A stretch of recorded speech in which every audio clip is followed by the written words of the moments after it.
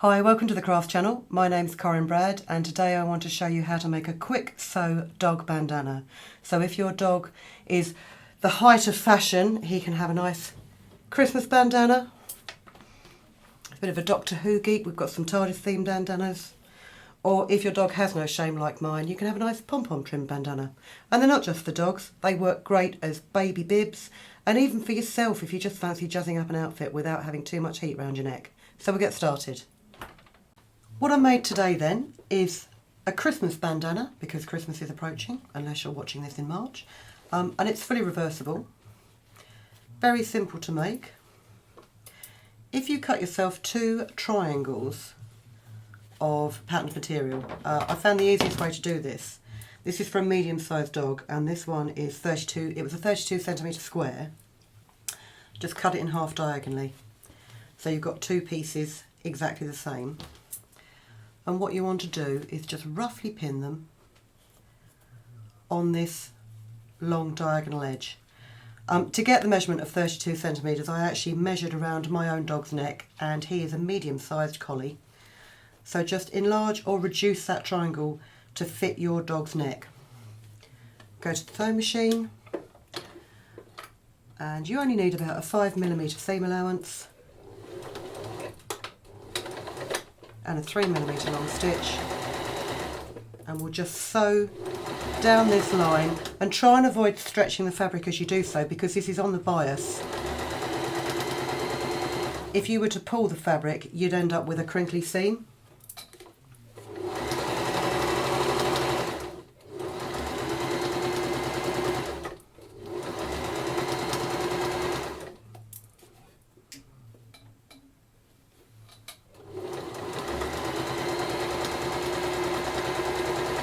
Right to the end.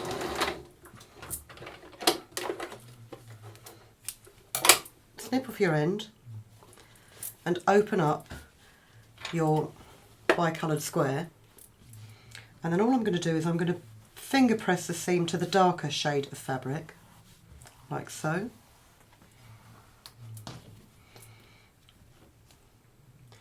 And I'm just going to fold in this corner by about 4 centimetres and pop a pin in it.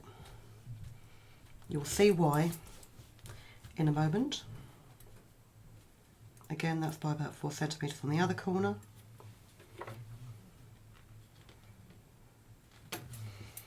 And then fold it back in half and then stitch the straight edges of your bandana together in the same way with the seam allowance. Now these squares were cut fairly accurately.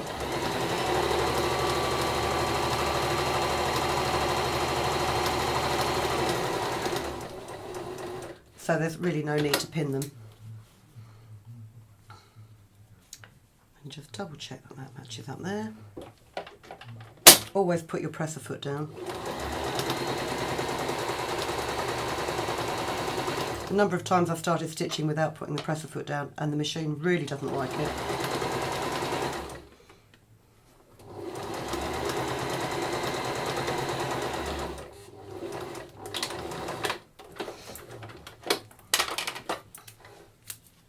There you go.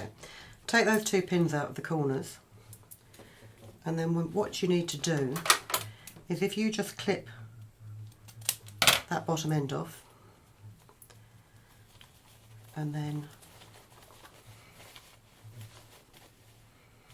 tuck your hand inside and turn the whole bandana right side out through one of the gaps at the side. Cotton is probably the best for this. Anything thicker, you will struggle to get it through those gaps. But if you find it difficult folding through those gaps, you can always do turning the right way around through those gaps.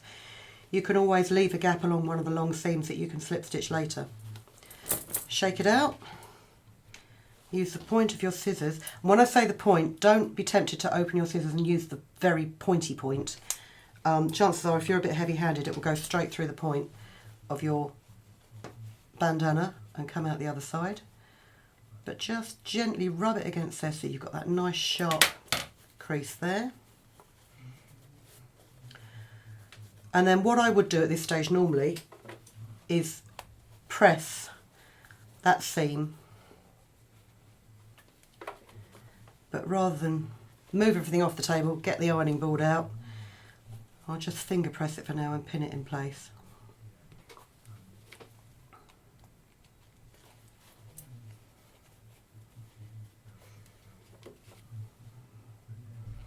Like so.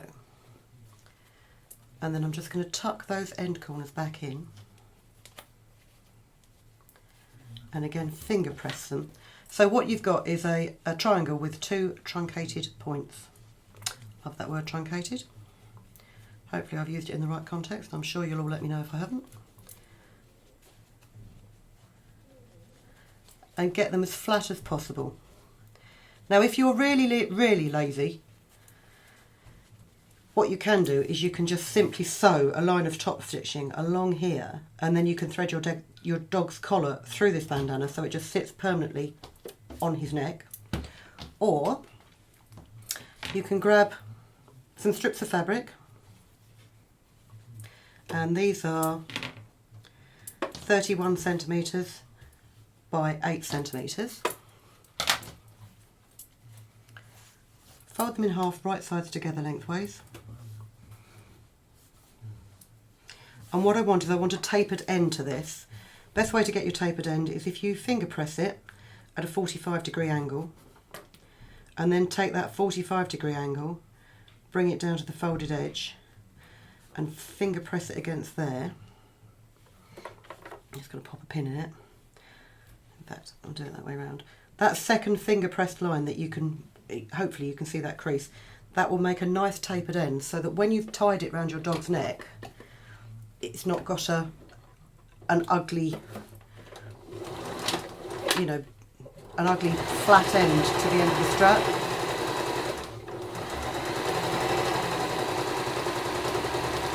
Just coming to the finger press line now, so turn it, face it to the corner,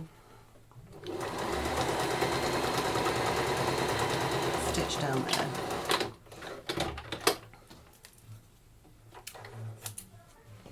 And then trim away the excess.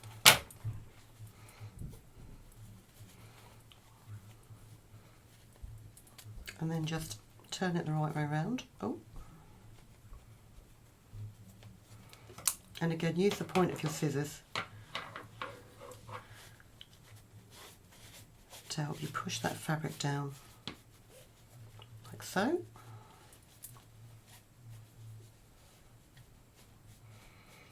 And as I say, when you're turning out points, especially very sharp points like this, don't be tempted to just ram those scissors in there, because the points of your scissors are particularly sharp for a reason, and they will just burst through your fabric and spoil the whole look of it. There you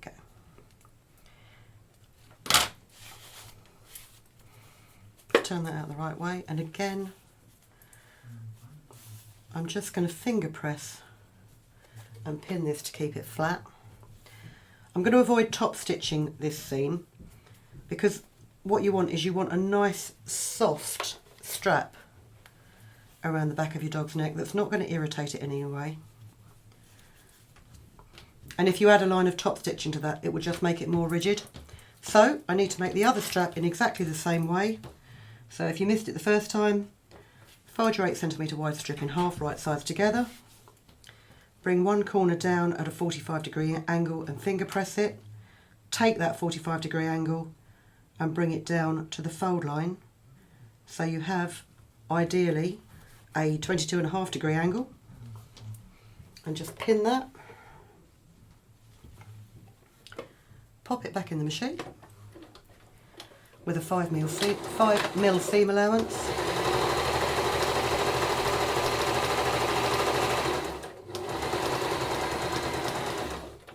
Till you get to your finger press line.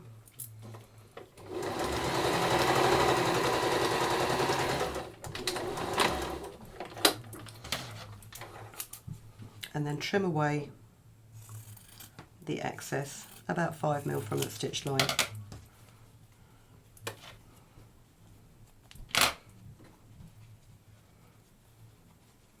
If you're making these say to sell at a fete, or you know, you've got a lot of dog friends, you're selling them for charity. It's an idea to sew all your straps first of all, and then if you've got a willing teenage daughter, get her to sit there and just turn all these straps out, because this is actually probably one of the most time consuming pieces of the entire project.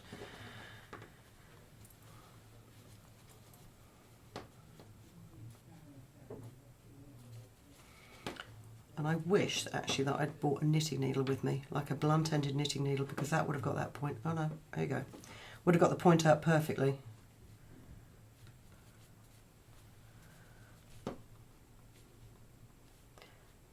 Come on. Oh, that'll do.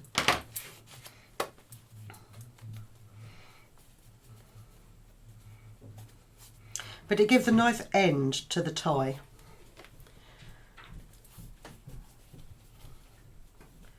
Right, once you've done that, like so, if you take your bandana with the open ends where you've got the turned in corners, if you just tuck that tie in there, like so, and pin it in place. We'll do the same on the other side. Get all those raw cotton tails in there. Move your hands out of the way.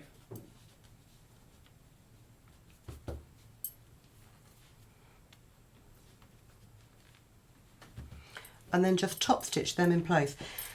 I've got white cotton in both my top thread up here and the bobbin.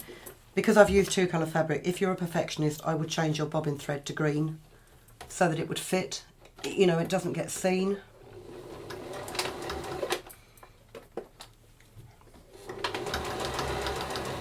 But it's entirely personal preference.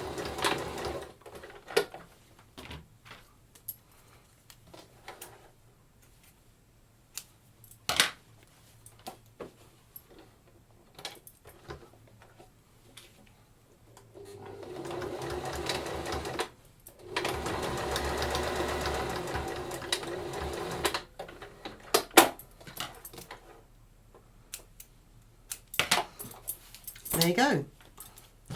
Now I'm just going to top stitch the edges of this in lieu of pressing them. And again, it's very simple.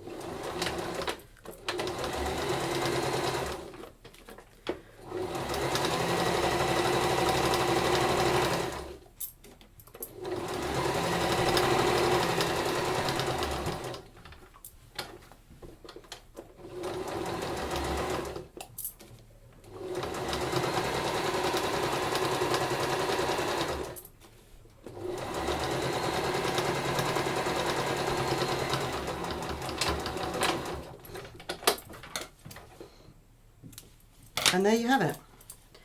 Just make sure before you put it on your canine friend that you have taken all the pins out of it, because they won't appreciate it if you haven't. Trim all your loose ends off.